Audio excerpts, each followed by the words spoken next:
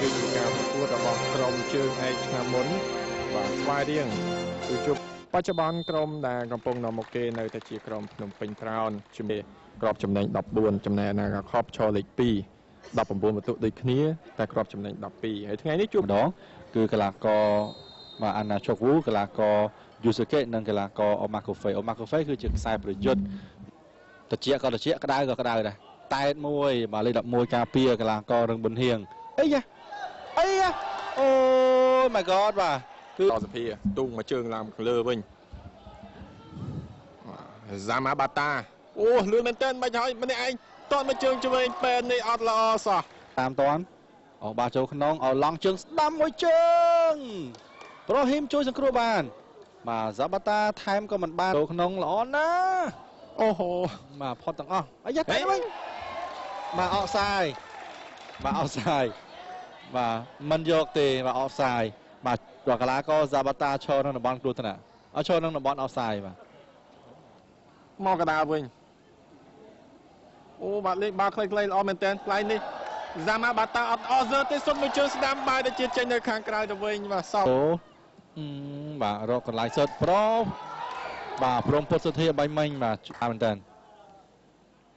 បាទជាសំណាងម៉ាកូហ្វេមួយជើងស្ដាំនេះអូយបាទចូលក្នុងវិញលើកចូលក្នុងម៉ាកូហ្វេអីបាទស្មានតែចូលសម្ពិតបាទឲ្យទៅកីឡាករលេខ9$10អីយ៉ាអូយបាទល្អណាស់លេខ16បញ្ជូនទៅខាងលើតែអត់តែកន្លែងនេះបុកមួយដៃមួយជើងនេះខុសទីទេសោកស្ដាយមែនតើហ្សាម៉ាបាតាក៏ប៉ុន្តែកីឡាកររបស់ក្រុមបាទឱកាសច្រើន